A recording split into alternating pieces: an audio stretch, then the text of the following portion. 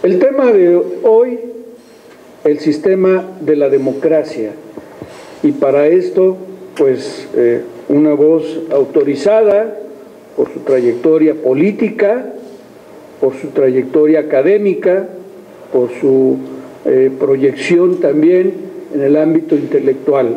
El doctor Raúl González Esmal, con licenciatura en Derecho por la UNAM, maestría en Derecho por la Universidad Iberoamericana, certificado en Estudios Avanzados por la Universidad Nacional de Estudios a Distancia en España, doctor en Derecho Eclesiástico del Estado por la Universidad Pontificia de México, fue director del Departamento de Derecho de la Universidad Americana desde el año 85 al 92, profesor numerario de Derecho Constitucional y de Derecho Eclesiástico del Estado en la Universidad Iberoamericana, miembro del capítulo mexicano de la Academia Iberoamericana de Derecho Constitucional, miembro del Consejo del INDOSOC, miembro del Consejo Editorial de revistas como Cuestiones Constitucionales de la UNAM, la revista jurídica del Anuario del Departamento de Derecho de la Ibero, la Cuestión Social y Signo de los Tiempos de aquí del INDOSOC, la revista Iberoamericana de Derecho Eclesiástico del Estado en el Consorcio Iberoamericano de Libertad Religiosa, etc. Ha publicado algunas obras. Es autor, por ejemplo, de un libro que yo creo que es de los primeros, sino que el primero que se ha escrito sobre esto en México, Derecho Eclesiástico del Estado Mexicano, por Porrúa, Programa de Derecho Constitucional, editorial Noriega Editores, La Libertad Religiosa en el Convenio Europeo de Derechos Humanos, del editorial Porrúa. Y bueno, aquí en el INDOSOC tiene ya varias publicaciones sobre la materia de libertad religiosa. Creemos en INDOSOC que las ideas pesan en las personas. Y hemos querido con este curso insistir con un conjunto de ideas, pero no para que se queden en mera retórica, sino para provocar un cambio de conciencia y de corazón en todos nosotros a partir de estos fundamentos, de estos argumentos, de esta reflexión que se está planteando, inspirado en el pensamiento social cristiano, para que podamos salir a rehabilitar la política. Pues recibamos al doctor Raúl González Esmal con un aplauso caluroso.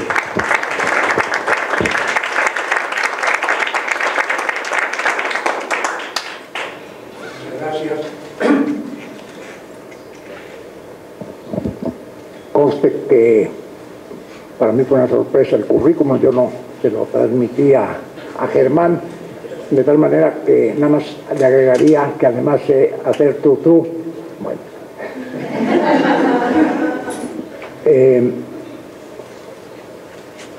Normalmente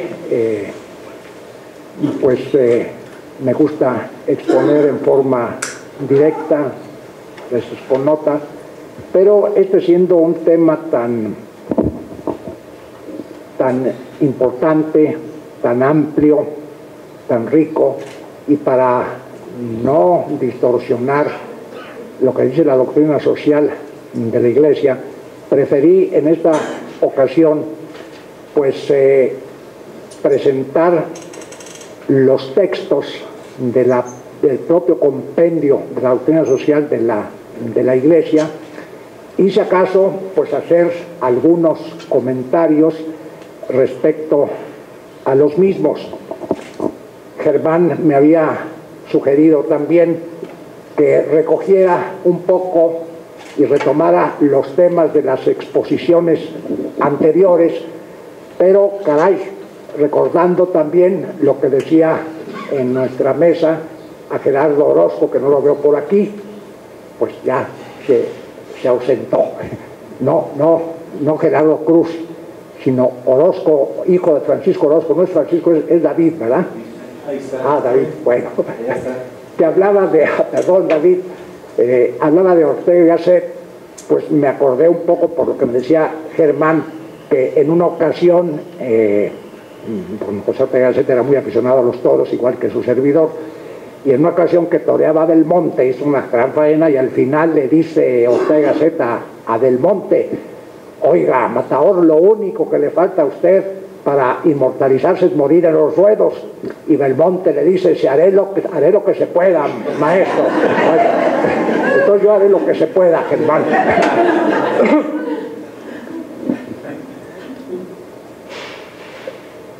El esquema, siguiendo estrictamente el mismo orden de la doctrina del compendio de la doctrina social de la Iglesia, está ahorita en las pantallas.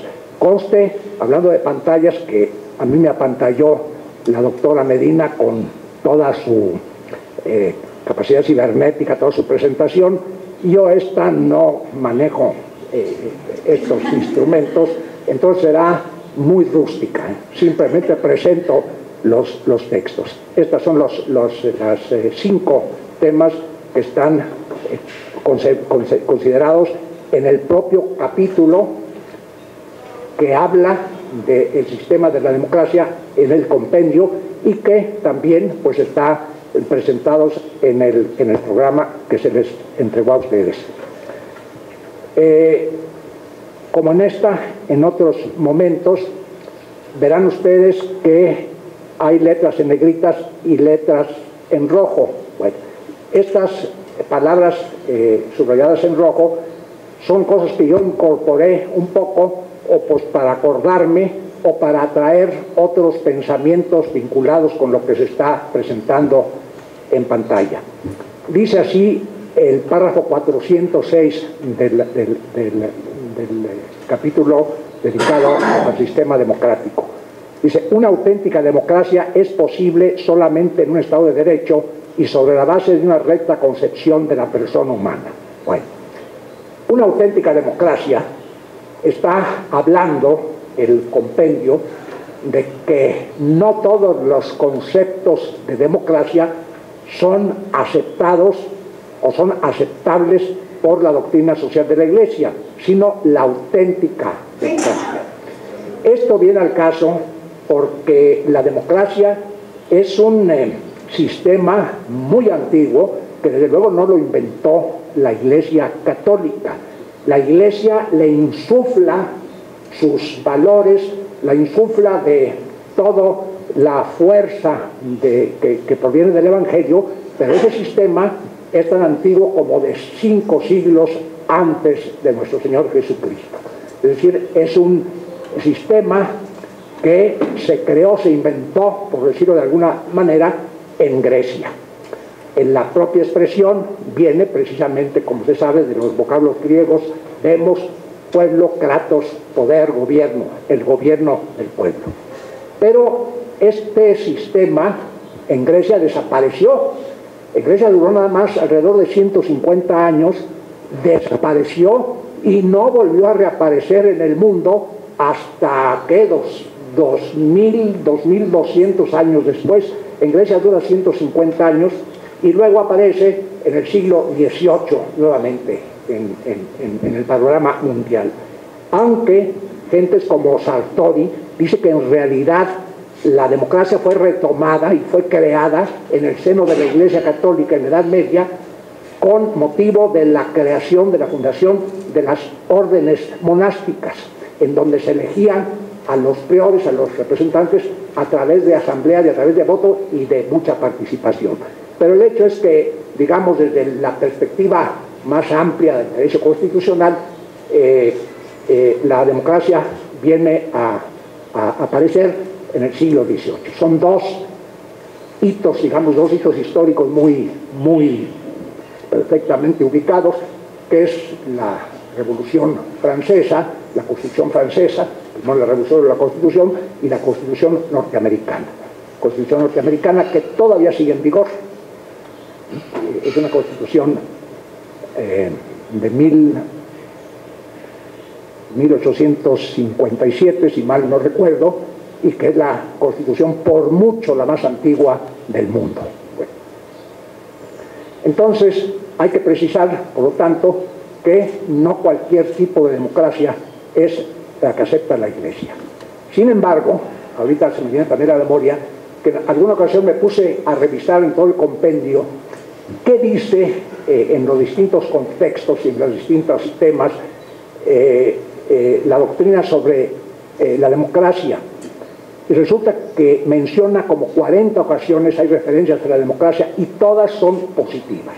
Entonces, no hay duda de que la Iglesia está totalmente de acuerdo en que en el mundo se globalice, digamos, la auténtica democracia. Ahora, esta democracia es posible, dice ahí, solamente en un Estado de derecho sobre una recta concepción de la persona humana. Es indudable que aquí se reafirma un principio fundamental, que es el que la persona humana es el fin, el objeto, el fundamento de todas las instituciones sociales y, pues por mayoría de razón, de las instituciones políticas y de la democracia. Entonces, esta es la aportación, yo creo, que más importante que ha hecho la Iglesia Católica, el cristianismo, a la democracia, que es el concepto mismo de persona humana, el concepto de la dignidad humana, que es la base de todas las instituciones sociales. Ya Pío XII insistía mucho en esto, en sus famosos radiomensajes de 1944, en donde ya la Iglesia da un paso firme hacia el reconocimiento de la democracia. Bueno, creo que, a ver si lo puse al final, sí. Quiero recordar a este respecto algo muy importante, como, por ejemplo, Jürgen Habermas, uno de los más grandes filósofos del siglo XX, de los más reconocidos, de los más influyentes, ateo, conocido, bueno, dice esto, que cita el propio Papa Benedicto XVI, el Papa emérito Benedicto XVI.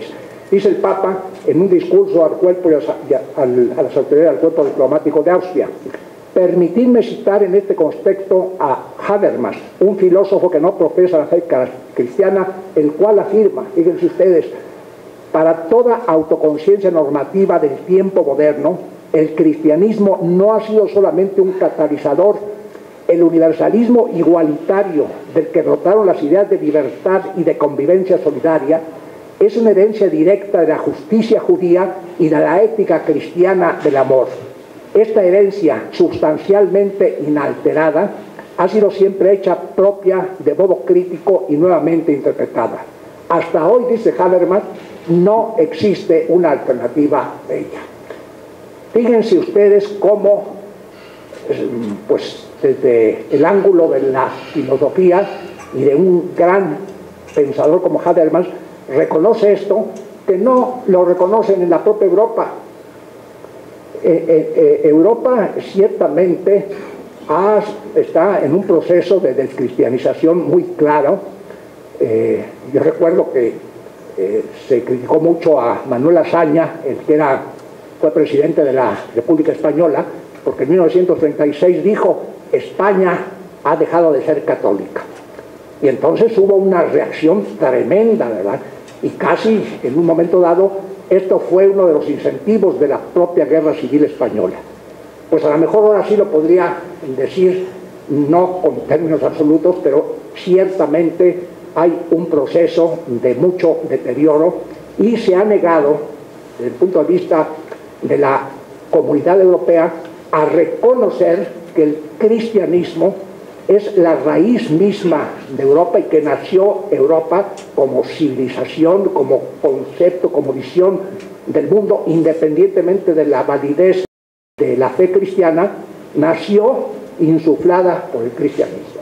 Y en la Constitución, el proyecto de Constitución Europea, que afortunadamente todavía no se ha aprobado, se ha negado en contra de las exigencias primero del Papa Juan Pablo II y luego de Benedicto XVI, a reconocer pues esa deuda, esa raíz que es un hecho histórico, esa raíz cristiana de Europa. No en vano, durante muchos siglos, hasta la época protestante, pues se hablaba de la cristiandad referida precisamente a la civilización europea.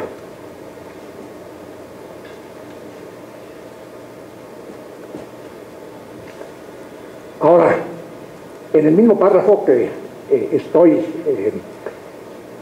transcribiendo y aún sintetizando, pero que es textual del compendio, dice que uno de los mayores riesgos para las democracias actuales es el relativismo ético, que induce a considerar inexistente un criterio objetivo y universal para establecer el fundamento y la correcta jerarquía de valores.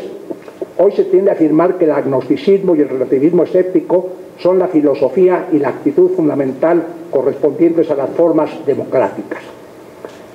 La Iglesia ha puesto el dedo en la llaga y ha insistido mucho, recuerden ustedes cómo lo hacía recurrentemente el Papa Juan Pablo II y naturalmente los dos subsecuentes, en este peligro de la democracia, que no sería una auténtica democracia, en el relativismo ético, es decir, pensar que no hay principios y valores universales de carácter permanente, inmutables y que pueden ser percibidas por cualquier conciencia. Benedicto XVI decía últimamente que la conciencia es la capacidad de poder conocer la verdad. Bueno, entonces, si no hay estos principios en los que sustente la democracia, pues surge el relativismo. Y si todo es relativo, pues nada es verdadero, salvo la única afirmación que dice que todo es relativo. Bueno, ese tuyo volvió. Me salvaste.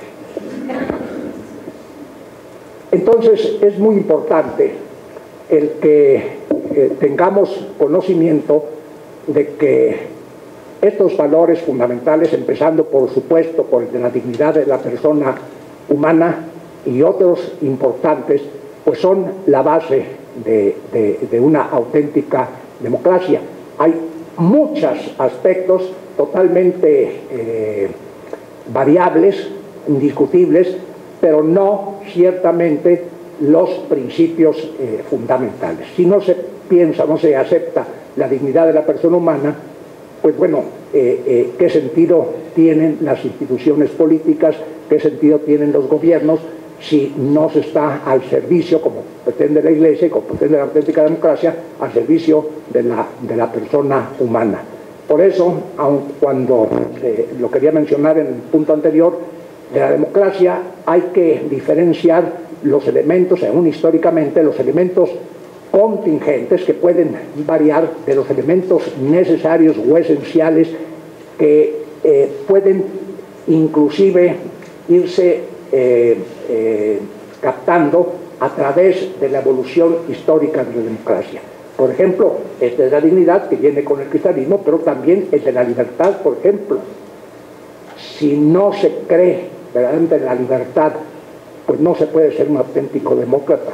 En el principio de la igualdad, que los griegos ya la reconocían, la igualdad legal, nada más que una igualdad, no hay que idealizarla, no es la igualdad del cristianismo, sino era una igualdad únicamente de los ciudadanos griegos, y los ciudadanos griegos pues eran alrededor, se considera, del 10% de las ciudades, de las polis griegas. ¿Por qué? Porque no eran ciudadanos el 50% de los griegos. Las griegas no eran ciudadanos los esclavos, no eran ciudadanos los metecos, no eran ciudadanos los extranjeros, no eran ciudadanos los peregrinos, de tal manera que sí era una democracia auténtica, pero una democracia en que nada más participaban los ciudadanos, que era alrededor del 10% de la polis. Entonces, todas estas verdades son verdades que tienen que sustentar a la democracia, son principios éticos que pueden ser reconocidos por todos, principios éticos que se conocen a través de la simple razón de la filosofía. Por ejemplo, el principio de haz el bien, evita el mal, pues es un principio ético universal y evidente. Todos los tratados o la palabra tiene que ser cumplida, a toda causa hay un efecto. Bueno, todos estos esta es una ley física, la confundí, pero más bien sería a todo fin, ningún fin justifica los medios, es decir, la moralidad de los medios para obtener los fines. Una democracia sin valores, dice el compendio, se convierte con facilidad en un totalitarismo visible o encubierto. Las expresiones más importantes del siglo XX de esto que dice la doctrina, pues es naturalmente los sistemas totalitarios, el fascismo sobre todo de Italia y Alemania, y el comunismo en la Unión de Repúblicas Socialistas Soviéticas, que atropellaron la dignidad de la persona humana, violentaron todos los derechos fundamentales de la persona e invirtieron la relación. En lugar de que el Estado estuviera al servicio del hombre, el hombre se puso al servicio del Estado. Con cualquiera de los mitos, ya sea la clase en los estados comunistas, o el Estado propiamente en los estados fascistas, o la raza en el Estado nacional socialista, etc. Era el momento en que el Estado se convierte en Dios y hay una estatolatría en el pueblo o en la masa. Entonces, esta experiencia no debe de volver a repetirse, dicen los papas. Democracia es un instrumento y no fin. Depende de la moralidad de los fines que persigue y de los medios que se sirve. Es decir, no puede aceptarse que se puedan perseguir fines valiosos con medios inmorales en política, contra lo que muchas veces se supone. Esto es lo que comúnmente se llama maquiavelismo. Es decir, si un fin es valioso, un fin es importante, un fin hay que conseguirlo, cualquier medio es importante. No es cierto esto. Ningún medio es tolerable cuando se vulnera, por ejemplo, la dignidad de la persona humana. El siguiente punto, instituciones y democracia. El magisterio reconoce la validez del principio de la división de poderes en un Estado. ¿Qué significa esto? Esto no es algo que la Iglesia creó, sino que la Iglesia acepta ya de una evolución y de una experiencia histórica que viene desde muy lejos, desde Aristóteles, por ejemplo, y que en su expresión moderna se atribuye justamente a Locke y a Montesquieu. Es decir, para que el poder controle al poder es necesario que se divida, es necesario que se distribuya, es necesario que no se concentre todo el poder en unas solas manos, porque en este momento surge precisamente la dictadura, surge el autoritarismo. Entonces, hay un consenso universal de que los estados, o la autoridad de los estados, debe de dividirse, debe de haber pesos y contrapesos, y debe de establecerse las diversas competencias de los diversos órganos para evitar que por la concentración del poder pues se ejerza la dictadura. En el sistema democrático, la autoridad política es responsable ante el pueblo. Los organismos representativos deben estar sometidos a un efectivo control del cuerpo social. Este control es posible mediante elecciones libres.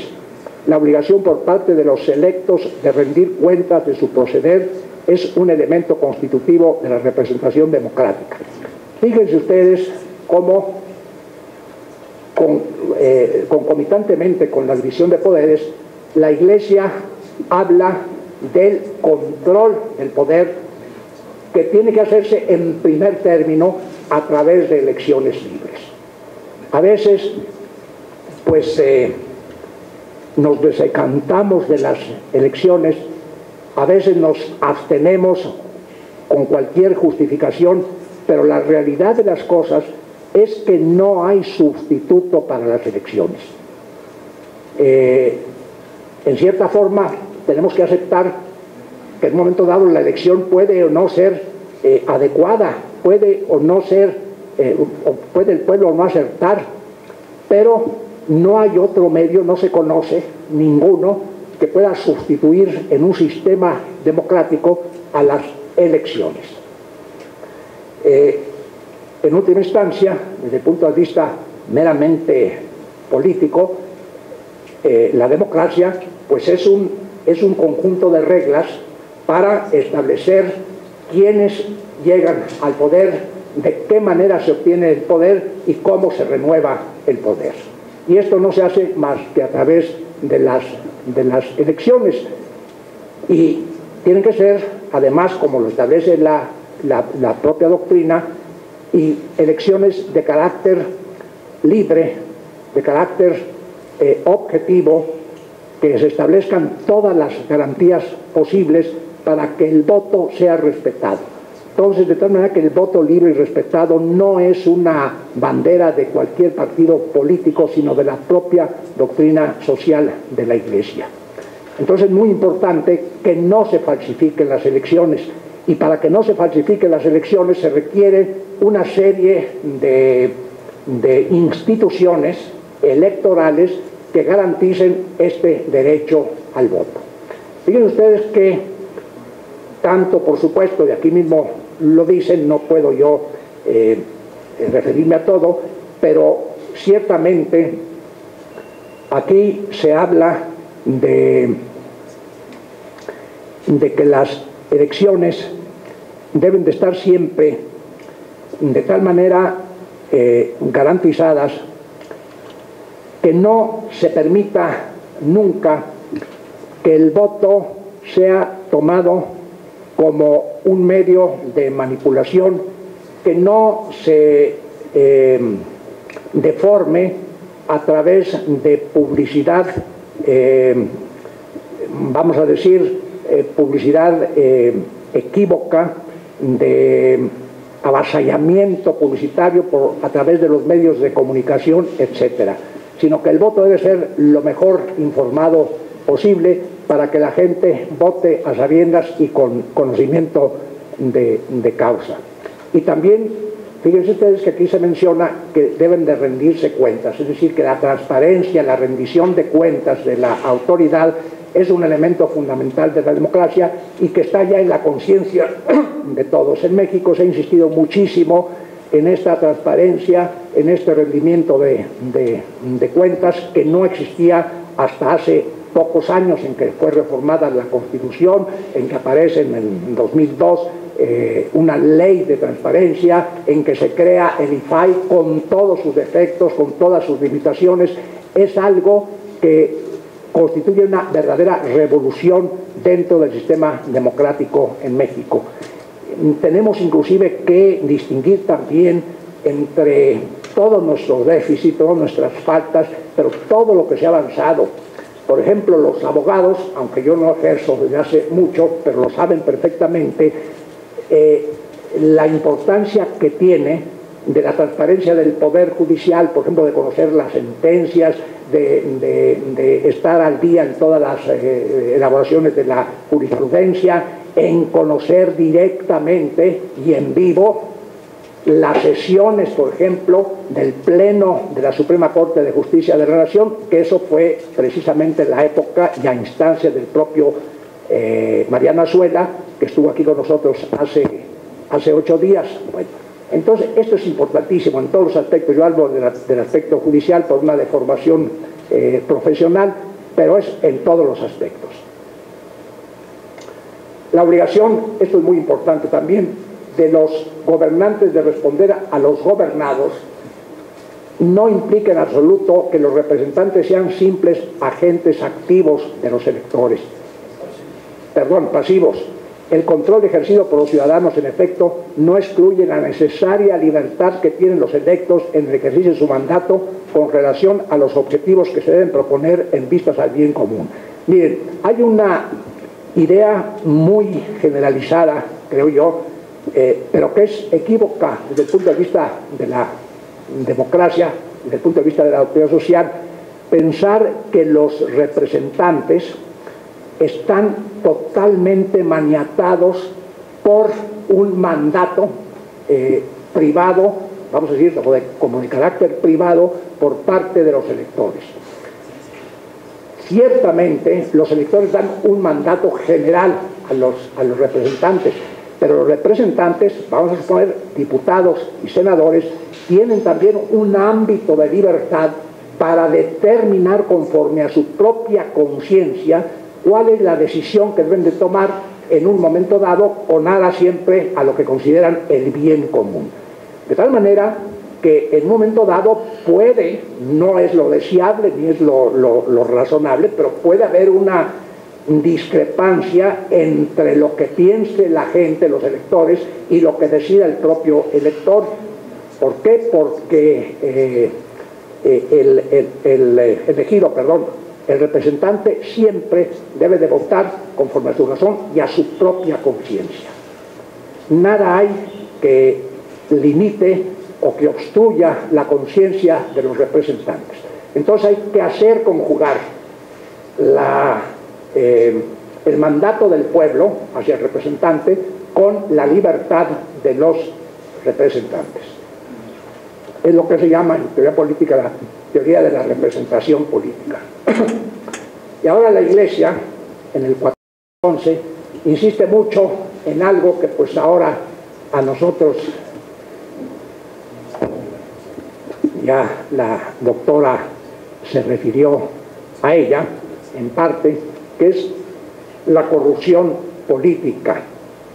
Dice, es una de las más graves, fíjense lo que dice el compendio, porque traiciona al mismo tiempo, los principios de la moral y de las normas de justicia social, compromete el correcto funcionamiento del Estado, influyendo negativamente en la relación entre gobernantes y gobernados, introduce una creciente desconfianza respecto a las instituciones públicas, causando el progresivo menosprecio de los ciudadanos por la política y sus representantes, con el consiguiente debilitamiento de las instituciones.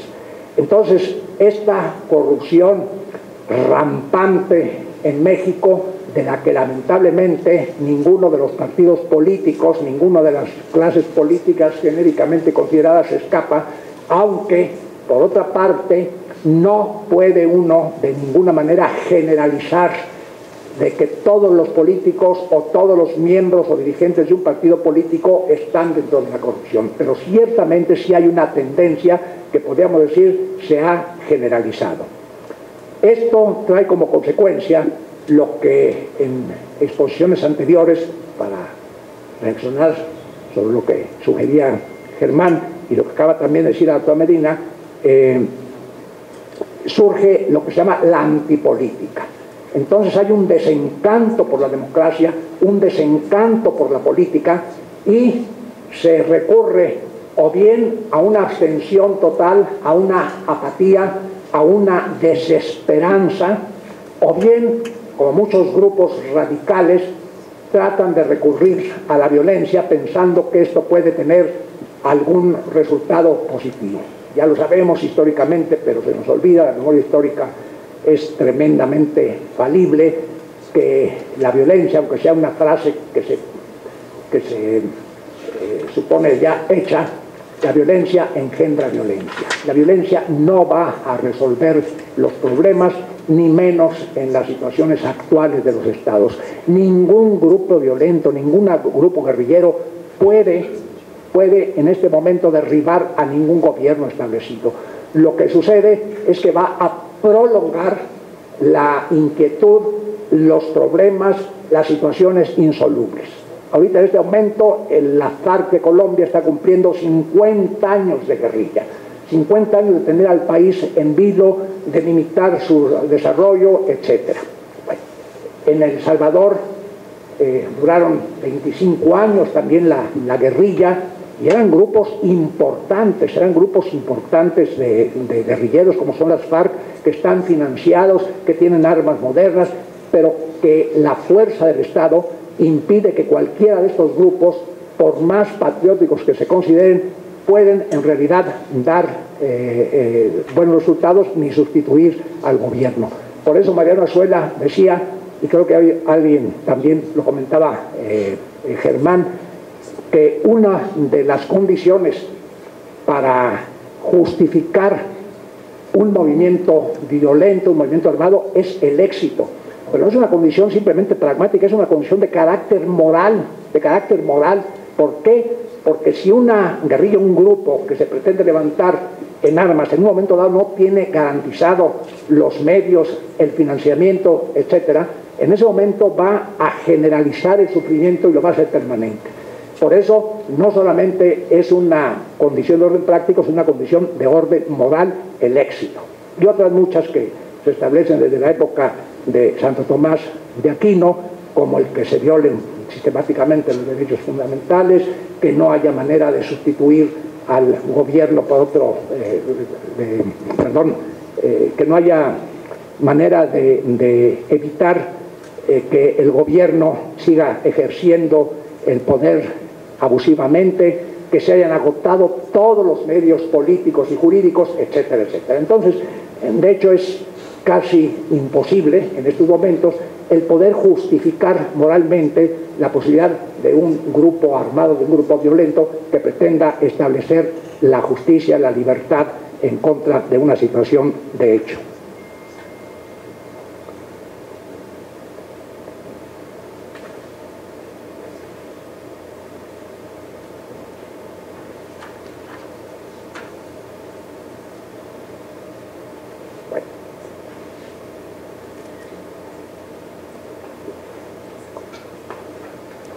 Creo que esto ya parte, se dijo, de la persona humana, la vuelvo a retomar, como la dignidad humana está en la base de la democracia, y la democracia está vinculada con los derechos humanos. En la actualidad hay un binomio aceptado universalmente también entre democracia y derechos humanos. La democracia es el sistema, el único posible en la actualidad, que garantiza o que puede garantizar el respeto a los derechos humanos. Esto mismo lo dice el compendio, lo dice también Habermas. Curiosamente también Habermas habla de una conjugación, de una asociación absolutamente inseparable entre derechos humanos y democracia. Y naturalmente los derechos humanos son parte del bien común, la parte fundamental.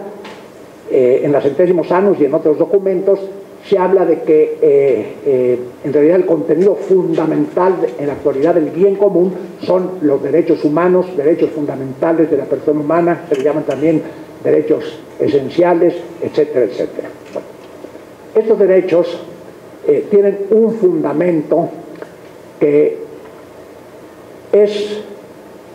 esta es una expresión de Efraín González Morfín, es un texto de Efraín González Morfín, en la afirmación ontológica, ética y jurídica de que toda persona es persona por su ser, no por la conciencia que tenga de su propio ser, tampoco de la conducta que desarrolle en su vida personal, ni por las características que los demás le atribuyan en su vida social. De tal manera que es persona, lo mismo el niño dentro del vientre de su madre, que un anciano disminuido en sus facultades mentales, espero que no sea yo, que un hombre que está totalmente recluido, lo mismo quien esté santificándose en su vida diaria, que el que trata de hacer esfuerzos por hacerlo, o el pecador impenitente. Lo mismo el hombre y el ciudadano correcto que el delincuente. Fíjense ustedes, lo mismo el delincuente. En muchas ocasiones no estamos dispuestos a aceptar que los delincuentes, los que están al margen de la ley, no tengan sus derechos humanos. Por supuesto que los tienen. Naturalmente, estos derechos son limitados y son derechos adecuados a la propia situación de la persona. Por ejemplo, el derecho a tener un proceso justo. Ese es un derecho humano de cualquier delincuente. Así se llama, ¿cómo se llama este destripador? Bueno, el mocho orejas. Tiene derecho humano, que nadie se lo puede violentar, a tener un juicio, a tener un defensor, a ser oído, a presentar pruebas. Bueno, en muchas ocasiones hacemos el juicio ya previo, es decir, este delincuente no tiene derecho a nada y que lo torturen. No, porque sigue siendo una persona humana y siguen correspondiendo los derechos fundamentales de la persona humana. Hay derechos, claro, limitados, otros ilimitados. Por ejemplo, el derecho a rendir culto a Dios, el derecho al amor de Dios, pero es un derecho ilimitado, no puede tener ninguna limitación, no puede hacer ninguna justificación para limitar este derecho, como si lo puede haber, por ejemplo, el derecho a la libre circulación. Pues evidentemente, si yo digo voy derecho y no me quito y entro a la casa de Valentina, pues estoy violentando ya ese derecho. ¿Por qué? Porque es un derecho limitado. El derecho de libre circulación es un derecho limitado, no así el derecho al amor a Dios. Bueno. Perdón.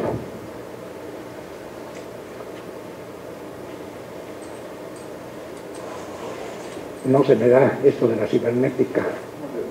Bueno.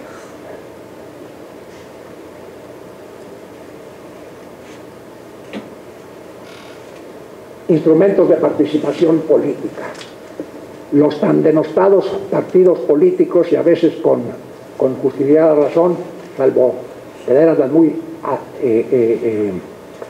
honrosas, más de las que a veces pensamos y reconocemos las muy honrosas excepciones, pero es también una realidad que los partidos políticos se han degradado, que los partidos políticos se han constituido a veces en verdaderas organizaciones en que una camarilla dentro del partido es la que determina prácticamente toda la vida del partido.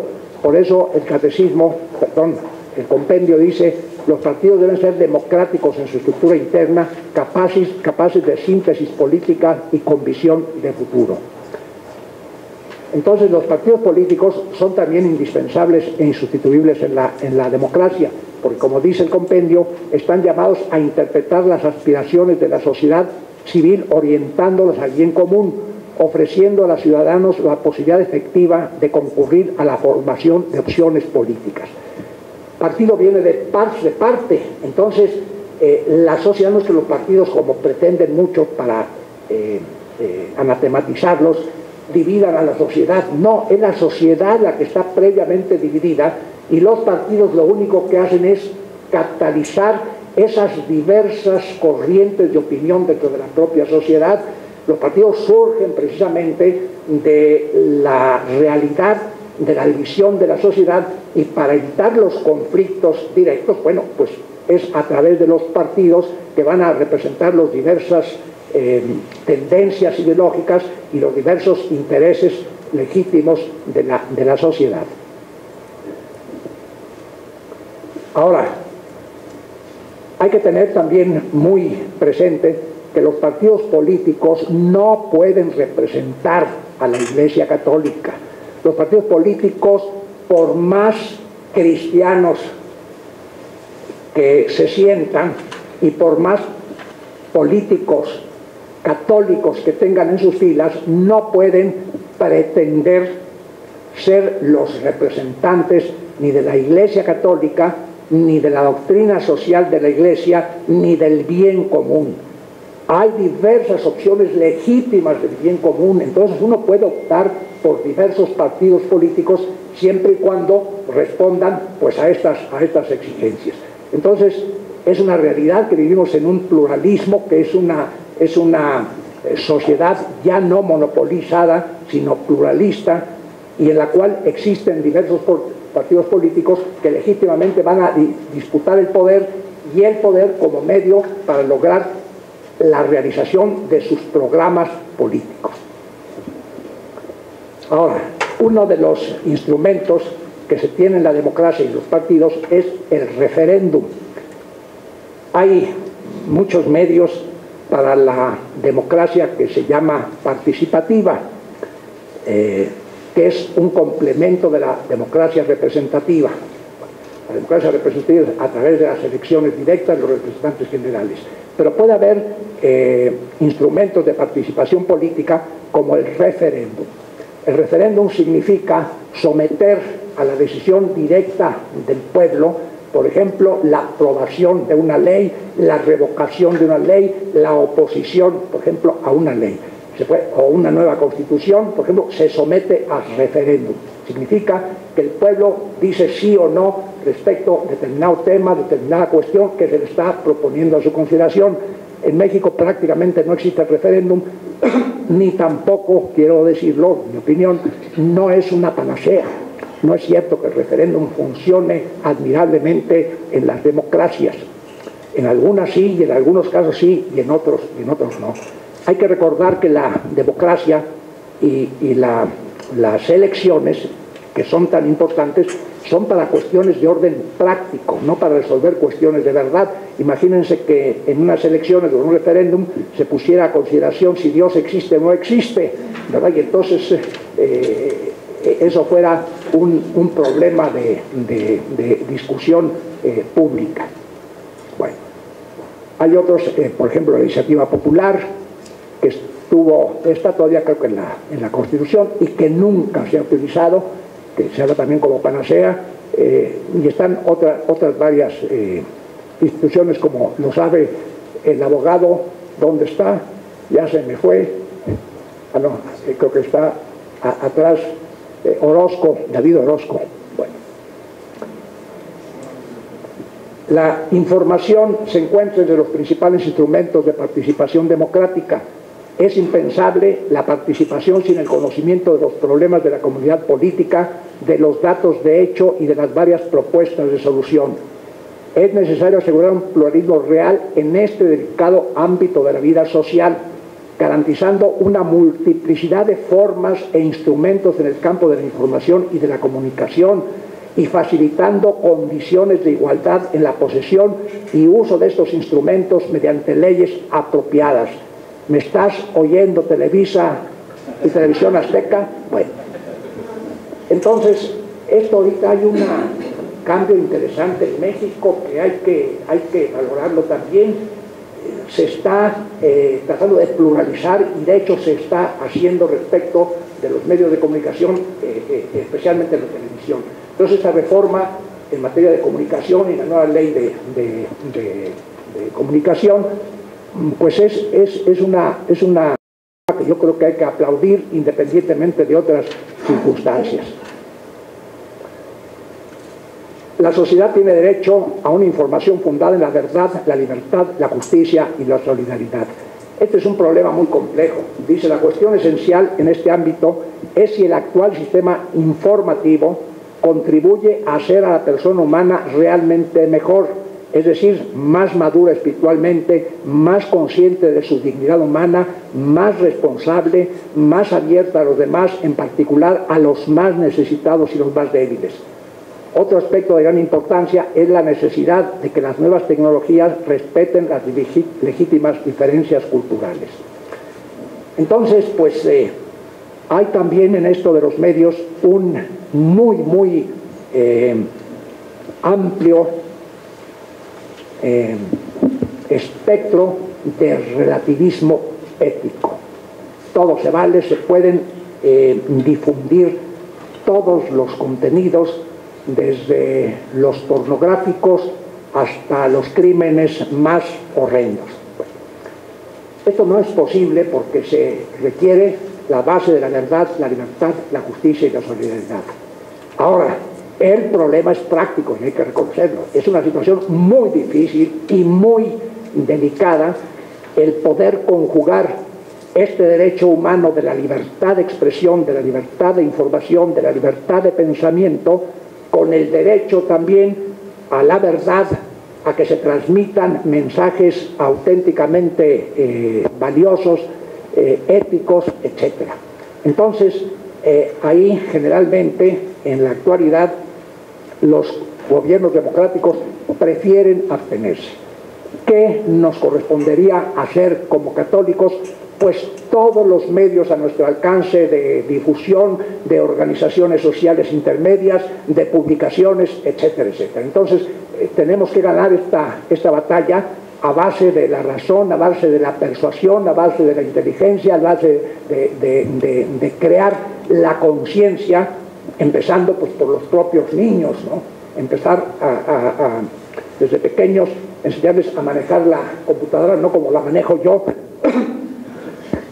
sino de manera que no puedan ver información inadecuada para su edad, y también, por otro lado, pues utilizar los medios para limitarles, ya no que dejar simplemente a la libertad del niño el que puedan acceder a esto. Lo mismo en la televisión, que Juan Pablo II decía que es la nueva, que decía Pilmama, o la nueva nana de la actualidad, y es cierto, en muchas ocasiones, y bueno, a veces hay que comprender muchísimas mamás que para evitar o por exceso de trabajo o lo que sea, prenden la televisión y ya el chamaco deja de llorar y está embobado ahí durante varias horas, destruyendo su capacidad de imaginación, destruyendo su capacidad inclusive de pensamiento.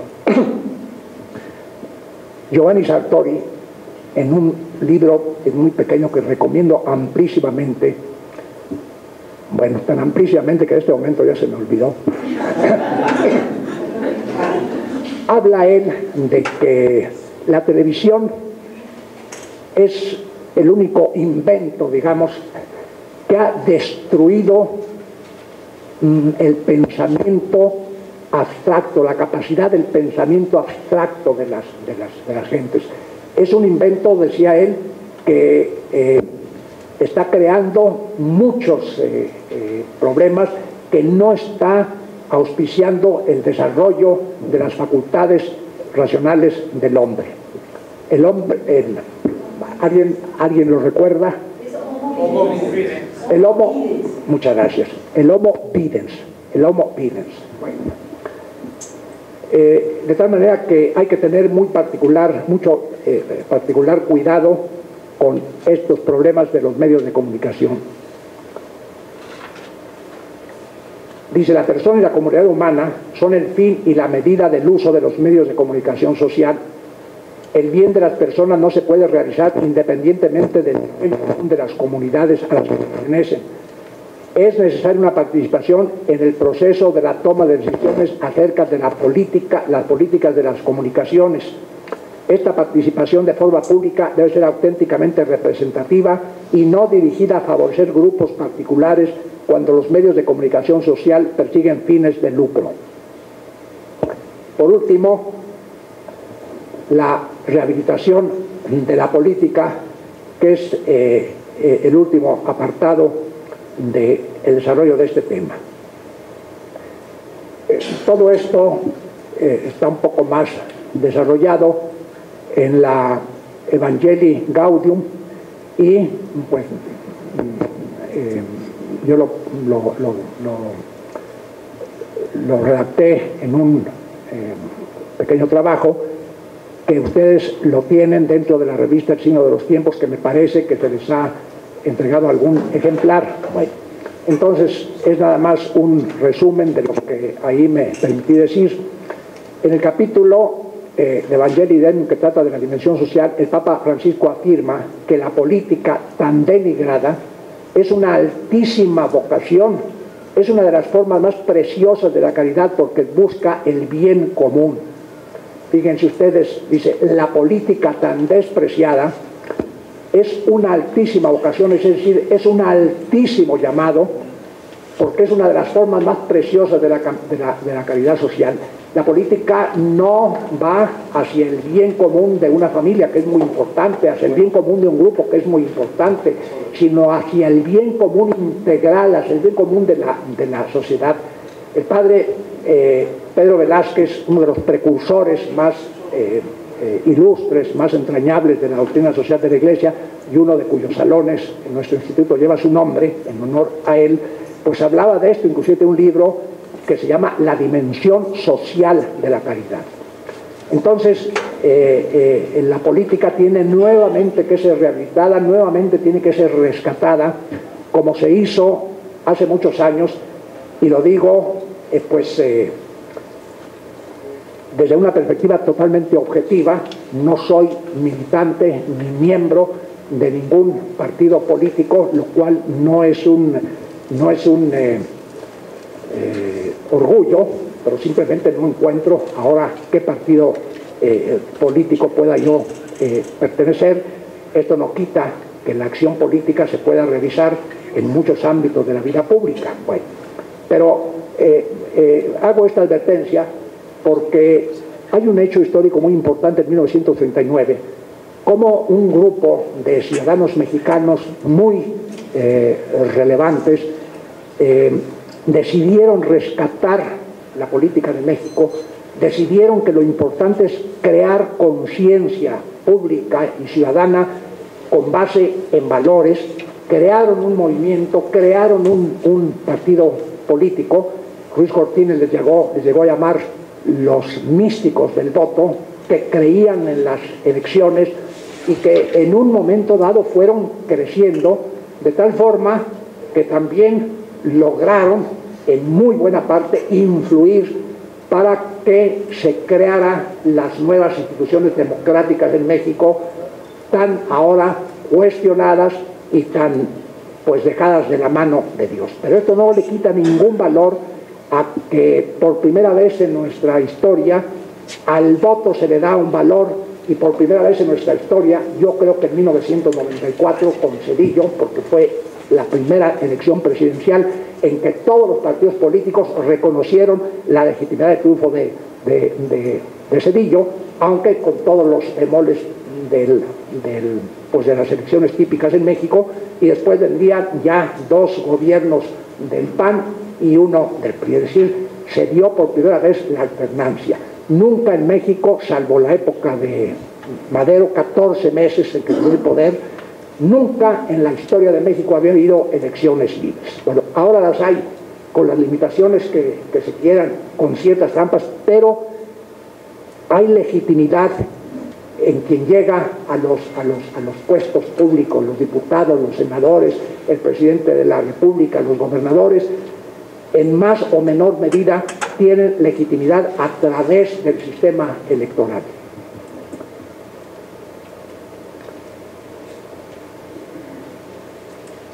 La rehabilitación de la política, dice el Papa Francisco, es una de las preocupaciones centrales de su pontificado. Ya en junio del año pasado, esto es mío, no del Papa Francisco, soy el Papa Raúl, ya en junio del año pasado adelantaba las ideas que iría a reproducir en la exhortación. Esto sí es del Papa.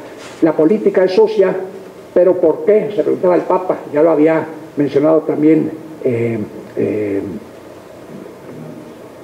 Germán. Y se hace esta pregunta: ¿será porque los cristianos no se han metido en política con espíritu evangélico? Y afirma en forma contundente: los cristianos no podemos lavarnos las manos, debemos meternos en política, porque la política es una de las formas más altas de la caridad, ya que busca el bien común. Es indudable que el Papa tiene aquí en mente de manera especial lo que se expresó en la quinta conferencia del Episcopado Latinoamericano y el Caribe en Aparecida, en Brasil 2007, en el sentido de que la coherencia entre fe y vida en el ámbito político, económico y social exige la formación de la conciencia, que se traduce en un conocimiento de la doctrina social de la Iglesia. La política tiene el primado, esto es mío, en la solución de los problemas sociales, mío, pero derivado de la propia doctrina, quiero decir, no es textual simplemente. Todos los problemas sociales en alguna medida tienen su origen en la política o en ella desembocan.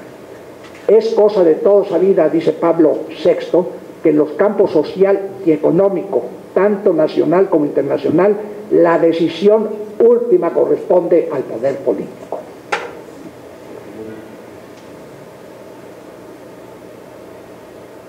En este mismo orden de ideas, el cardenal Ratzinger hacía notar que la política es una actividad que implica, fíjese usted, el uso de la razón y ha de regirse por las virtudes naturales, también descritas por la actividad griega, las 4 virtudes cardenales, que son las mismas para la política que para otras actividades, que para la vida personal, es la prudencia, la templanza, la justicia y la fortaleza. Es indudable que el Papa tiene aquí en mente de manera especial lo que se... Perdón, una vez más. A ver, ¿no está bien?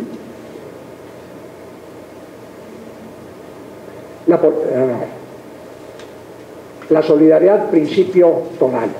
De lo anterior se desprende que el principio toral de las relaciones sociales y específicamente de las políticas es el de solidaridad, que que, como señala el compendio de la doctrina social de la Iglesia, en cierta medida comprende todas las demás. La solidaridad, dice el compendio, en cierta medida comprende todas las demás. La razón es esta: de la pertenencia a la sociedad resulta para nosotros una obligación moral ineludible de solidaridad. La solidaridad es uno de los hechos mejor establecidos por la ciencia y por la historia, basado en la interdependencia de los hombres. Es decir, la solidaridad, antes que un principio, es un hecho que cualquiera puede reconocer, es un hecho sociológico. Hay una interdependencia entre los hombres. Todos los hombres interdependemos unos de otros. Esto tiene que ver con nuestra naturaleza social. No hay un hombre que pueda ni siquiera sobrevivir sin la interdependencia, empezando pues, por la familia, con sus padres, etc.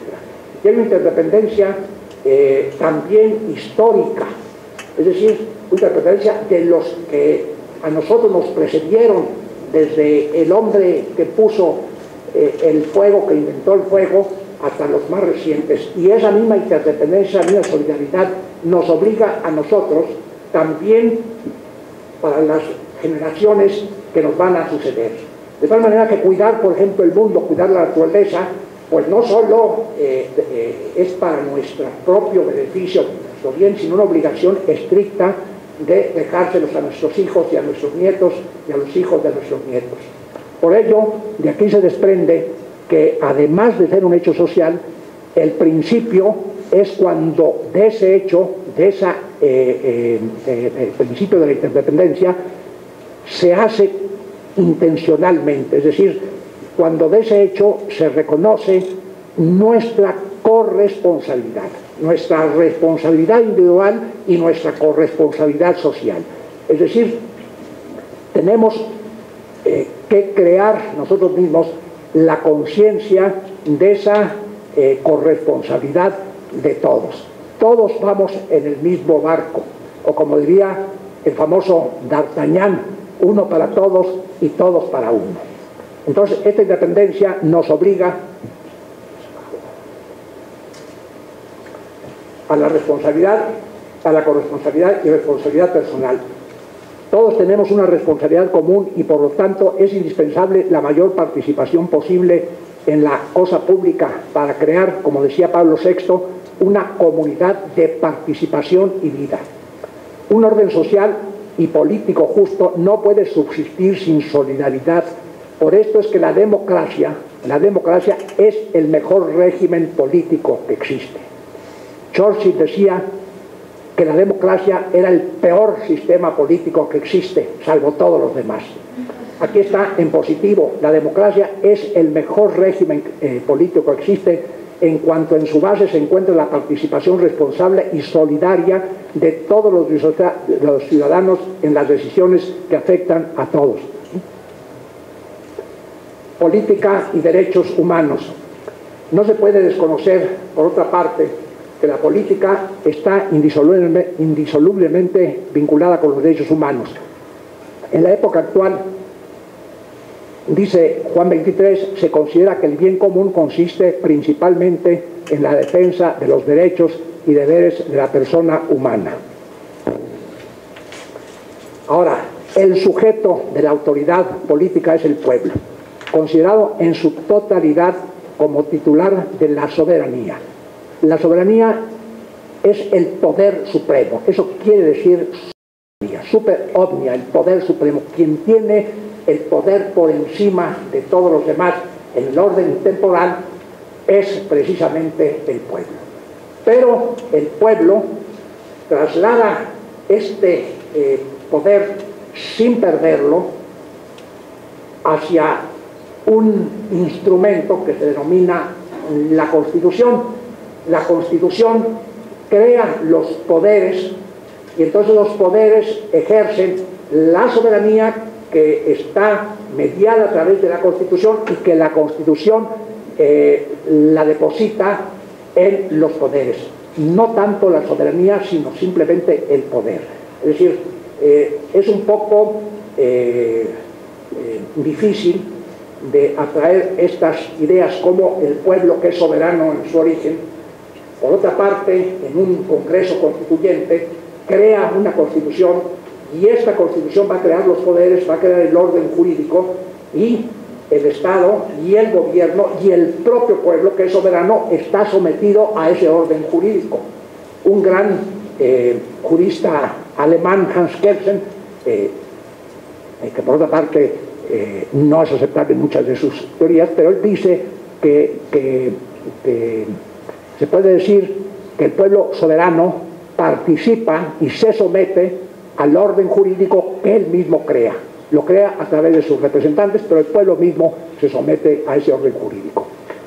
Esto da lugar a una confusión que ahora están explotando mucho, lo vi hoy en el periódico, diciendo que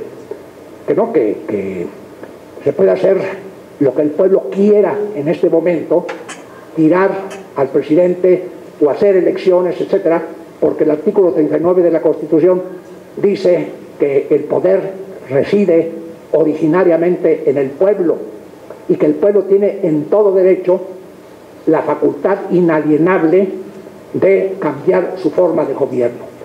Sí lo dice la Constitución y es rigurosamente cierto desde el punto de vista constitucional, pero también hay otro artículo, el artículo 126, que, lo digo en síntesis, por otra parte condena y dice que no puede perder legitimidad ni positividad la Constitución cuando es derribado, cuando el gobierno es cambiado por medios violentos. Entonces, ¿qué quiere decir esto? Que por supuesto el pueblo tiene esa capacidad, tiene esa facultad, que tiene esa soberanía en su origen, pero que la tiene que ejercer y la puede ejercer a través de las instituciones jurídicas y políticas que el propio pueblo se ha dado. De otra manera, si no se respeta esas instituciones, no hay democracia, no hay política, no hay nada. No estoy yo contra nadie, ni a favor de nadie ahorita, en estos momentos, en la situación política del país, pero esta expresión de al diablo con las instituciones es una expresión absolutamente dañina, absolutamente antidemócrata. No, estén en favor o en contra de quien lo dijo, pero objetivamente, si uno es demócrata, no puede aceptar uno una expresión de esa naturaleza que va a destruir el propio orden jurídico y que se va a sustituir con nada.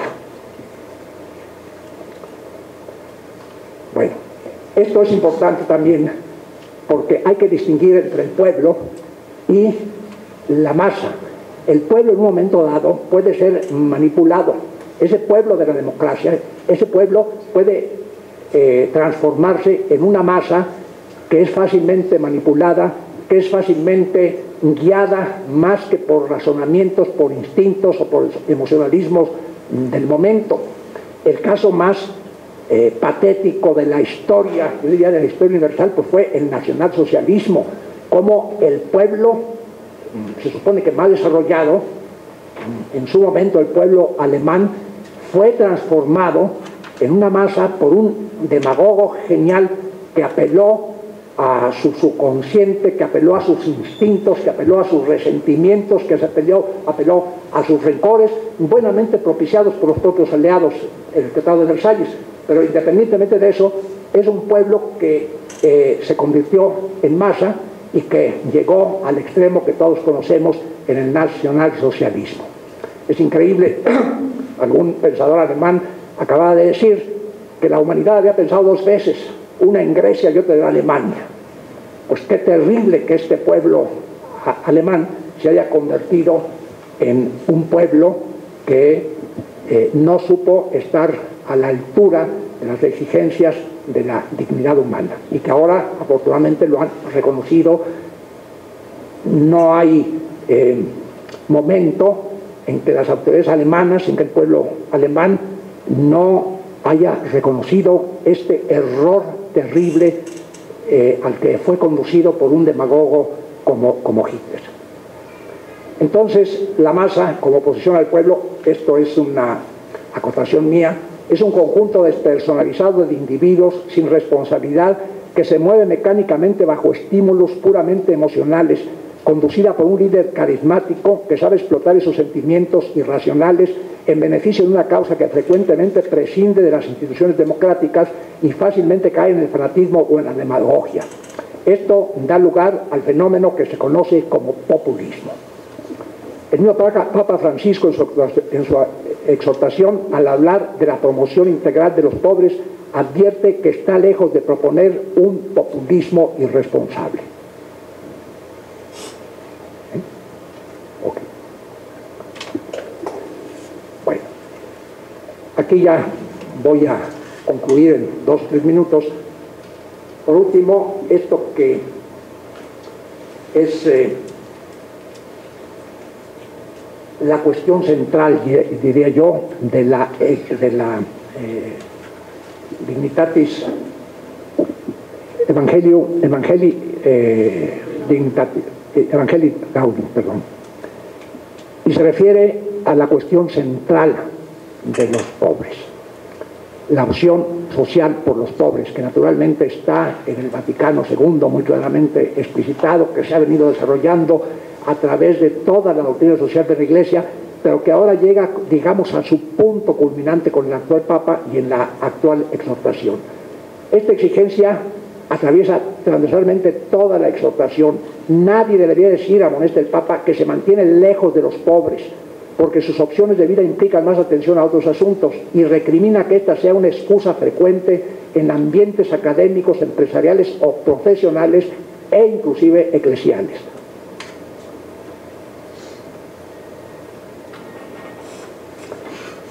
Y está la urgencia y el celo evangélico que lo posee, que el Papa nos dice, aquí concluyo: cómo quisiera encontrar las palabras para alentar una etapa evangelizadora más fervorosa, alegre, generosa, audaz, llena de amor hasta el fin y de vida contagiosa. Pero sé que ninguna motivación será suficiente si no arde en los corazones el fuego del Espíritu. Y como la evangelización comprende también de manera radical a la política, el Papa pide a Dios en su exhortación que envíe políticos. Ruego al Señor, dice Francisco, que nos regale más políticos a quienes les duela la verdad, la sociedad, el pueblo, la vida de los pobres. Entonces, con esto termino y pido pues que reaccionen con sus intervenciones, observaciones, adhesiones, comentarios, ¿qué diría yo? Contradicciones, todo lo que termine en ones. Entonces, estamos abiertos porque aquí lo importante es el diálogo y la participación de ustedes también. Muchas gracias, Raúl. Por favor, pues la verdad muy interesante esta reflexión en torno a esto del sistema político, en donde se abordan 4 aspectos: los valores de la democracia, las instituciones y la democracia, los instrumentos de participación política y lo que es el motivo de este curso, cómo poder introducirnos en un proceso de rehabilitación de la política. Muchas gracias.